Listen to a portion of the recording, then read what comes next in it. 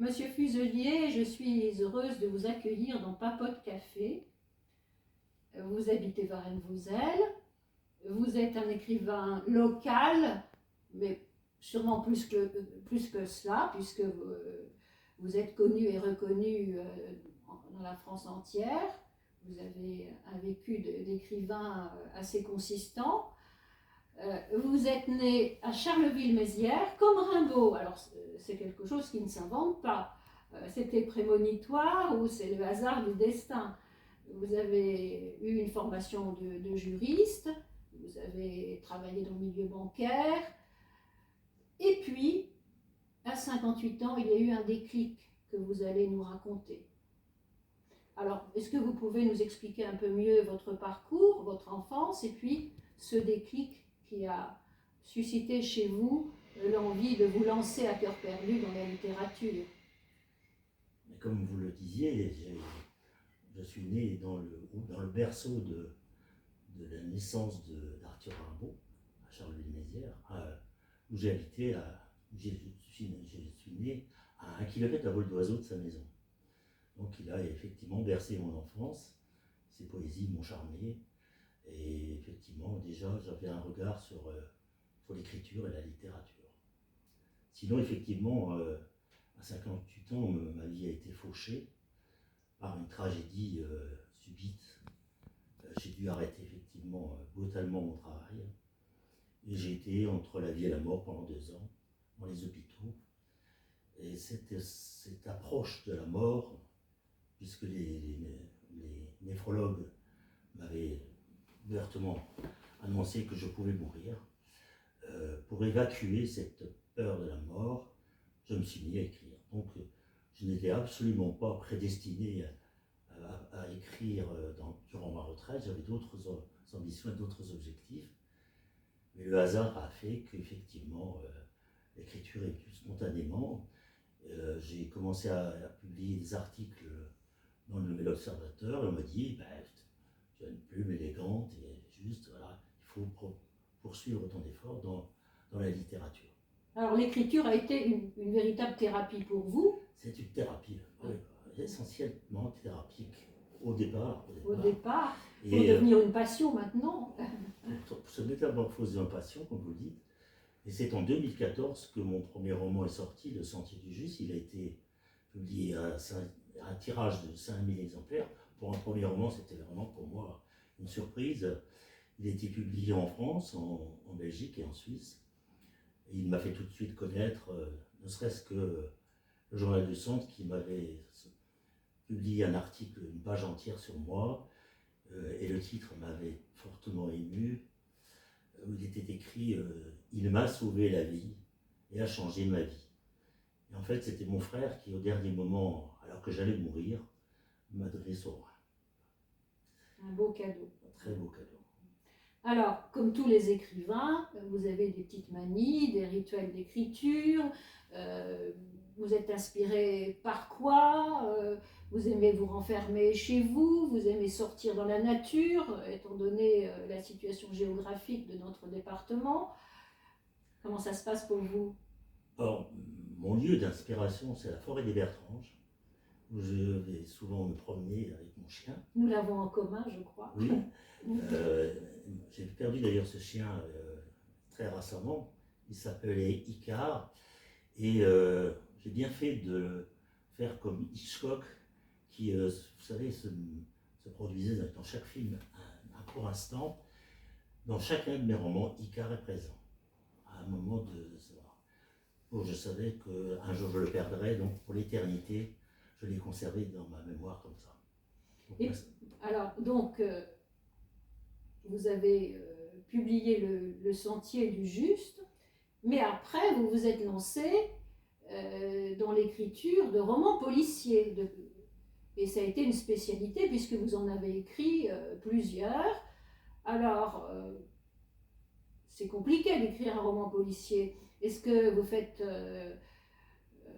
jouer votre imaginaire, ou est-ce que vous regardez les faits divers dans la presse? D'où vient cette inspiration? D'où vient le thème? Alors, quand je vous ai rencontré l'autre jour, vous m'avez dit je ne lis jamais les autres écrivains qui écrivent des polars. Je me fie à ma propre imagination. Mais pas que. Ouais, si, non, je fais appel à mon imaginaire, et puis l'univers du polar, c'est un univers purement fictionnel, et donc je vais chercher au fond de moi-même des scénarios que j'invente, ou qui sont inspirés par d'autres affaires criminelles, que je suis dans l'actualité, c'est comme tout à chacun. Et ça m'a valu d'écrire mon deuxième et troisième roman, Le Roi est vaincu et Opération Synapson R4. Et j'ai eu cette chance d'être couronné, d'avoir une récompense littéraire pour ces deux romans, un prix littéraire national et francophone qui s'appelle le prix Foncombe. Et d'ailleurs, après ce succès, cette récompense, mes pairs m'ont élu président de ce jury. Donc je suis président du jury Foncombe depuis 2016. Voilà. Alors comment faites-vous pour nous imprégner de cette atmosphère de suspense, pour qu'on ait envie de prendre le bouquin, de le commencer et de ne plus le lâcher? Moi je crois que j'ai un désir d'essayer de perdre le lecteur dans des labyrinthes où il va effectivement se glisser dans des pistes, bien entendu, qui ne sont pas la piste finale. L'exercice le plus difficile, effectivement, pour un auteur de polar, c'est de tenir en haleine son lectorat, pratiquement jusqu'au dernier chapitre, en ne découvrant pas, bien entendu, le véritable assassin. C'est toujours la personne à laquelle on ne pense pas, en général. Bien souvent. Voilà.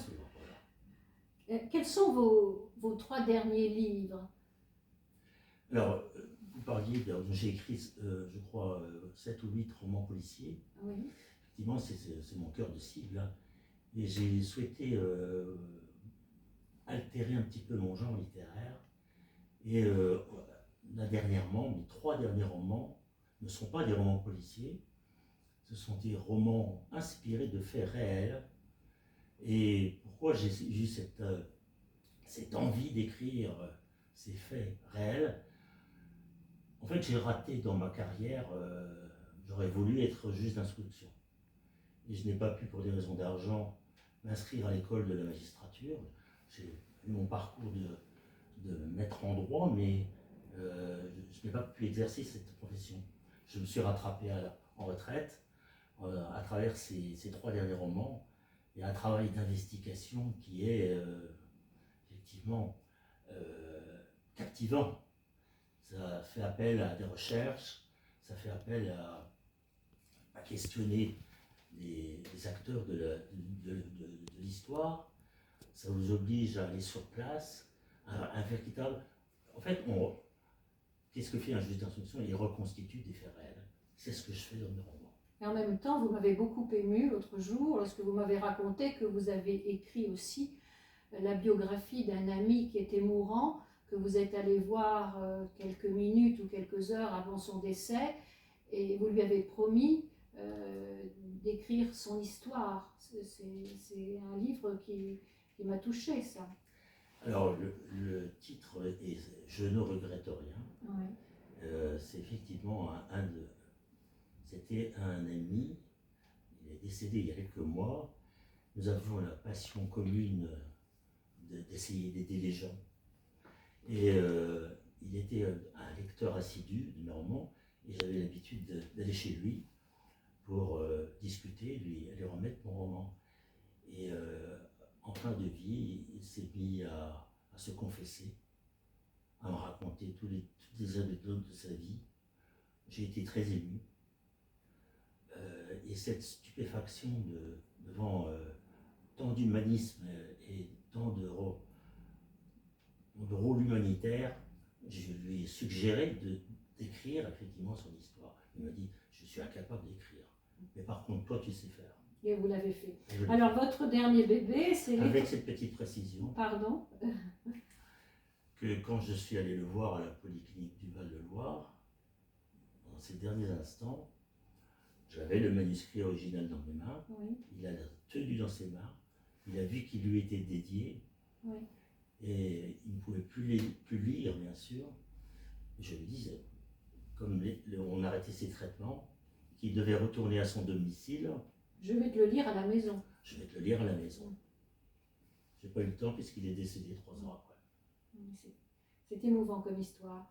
Alors, votre dernier bébé, c'est la disparition de Maître Brocard. Est-ce que vous pouvez un petit peu résumer ce que vous avez voulu décrire? C'est policier également? Non, ce n'est pas policier, c'est une affaire qui est inspirée de faits réels, dont les faits se passent en Moselle. Oui. C'est l'histoire d'un notaire qui est assez riche, qui avait qui avait cette singularité d'être à la fois notaire et promoteur immobilier, donc très envié par la profession, et il se lance effectivement dans la promotion immobilière. C'était un grand sportif aussi. Il avait d'ailleurs œuvré pour l'Open de Metz, pour le tennis, et il côtoyait des stars illustres du tennis. Et un jour, il a eu un petit incident physique, un accident dans sa forêt préférée. Et donc il était un peu handicapé, temporairement, pour s'adonner à son sport favori, qui était le footing. Et un jour, il est retourné dans cette forêt, pas pour y courir bien sûr, avec sa voiture, sauf que sa voiture, on l'a retrouvée avec les portes avant ouvertes, la boîte à gants ouverte, il y avait son smartphone qui fonctionnait en mode avion. Par contre, lui, il n'était pas là. Le corps avait disparu. Donc, ce livre est sorti déjà. Il est sorti, oui, bien Voilà, et vous en faites la promotion dans les divers salons du livre, je sûr. suppose? C'est déjà fait, oui, bien sûr. Je me suis produit effectivement à l'espace multimédia de Coulanges, récemment, au salon littéraire de Saint-Honoré-les-Bains, au château du Four-de-Vaux à Varennes-Vauzelles, et prochainement dans d'autres salons. Voilà. Il a beaucoup de succès, il plaît bien. Alors, nous arrivons certainement quand même au terme de notre entretien. C'est dommage, j'aurais envie de discuter beaucoup plus longuement avec vous, mais je voudrais revenir sur ce déclic à 58 ans qui a fait que vous êtes lancé dans la littérature. Quel serait votre mot de la fin pour justement contrecarrer cette angoisse de la fin de vie? Est-ce que c'est l'action tout le temps? C'est la vie tout le temps? C'est le conseil que vous pourriez donner à quelqu'un qui est malade et puis qui a peur de l'échéance et qui... Et je vais peut-être vous surprendre, mais je n'ai plus peur de la mort. Contrairement Ouais. à vos 58 ans? Bien sûr, parce que maintenant je vis, chaque jour qui passe est un jour pour moi supplémentaire. Et donc je les vis avec beaucoup d'intensité. Je me fiche si je vais mourir demain. Par contre, j'ai besoin d'écrire, effectivement, beaucoup produire d'ailleurs. Je suis probablement l'auteur d'Hivernet le plus productif, puisque je sors à peu près 3 romans par an. Oui, c'est un vrai travail. Et que j'ai la singularité de vous dire que je n'ai pas beaucoup le temps d'écrire. Vous aimez les gens, je sais que vous êtes proche par une association des personnes qui sont un petit peu en difficulté juridique. Vous faites du conseil juridique au sein d'une association. L'humain pour vous c'est important. Et puis lors de vos salons littéraires, peut-être que vous engagez la conversation. Vous avez aussi les confidences des gens qui achètent vos livres. Vous aimez ce contact humain? J'en ai besoin, bien sûr, effectivement, de terminer ma vie par des journées intenses pour aider les gens, leur tendre la main et organiser des concerts caritatifs, c'est ce que je fais. Aussi présider mon jury littéraire. Et puis, quand il me reste un peu de temps, j'écris. Voilà. Alors, un projet en gestation? Pour conclure, il y a actuellement en cours de publication un roman qui va s'appeler L'énigmatique Docteur Janssen. Là, je reviens à mes amours de récits policiers. C'est un roman assez noir, inspiré du parcours d'un criminel en série qui n'est plus de ce monde, mais qui a fait beaucoup parler de lui. Et le personnage principal veut être un peu le bis de cet horrible criminel en série. Et faire mieux que lui d'ailleurs. un copycat. Un copycat, c'est ça. Mais il est en fin de vie lui aussi. C'est un gynécologue. Il donne la vie, mais aussi il donne la mort. Et il a trouvé un prête-plume pour écrire ses mémoires. Et il va donc vouloir écrire ses mémoires et tous ces récits criminels qui se passent dans la Nièvre. Et puis j'ai un autre roman en cours que je suis en train de finaliser sur un thème qui est difficile, où je parle de l'inceste. C'est l'histoire vraie d'une femme dans la Nièvre qui m'a raconté qu'elle a été abusée de l'âge de 6 ans à 18 ans. Je me suis toujours juré de me rendre utile dans le domaine des violences sexuelles à des femmes. Je m'en suis occupé pendant 5 ans en tant que juriste. Je voulais d'ailleurs créer une association.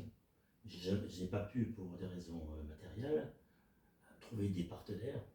Donc je me suis juré dans la littérature de pouvoir écrire la vie, le calvaire d'une femme quand elle est abusée. Merci Monsieur Fuselier pour cet entretien. Vraiment, j'ai été ravie. À bientôt. À bientôt.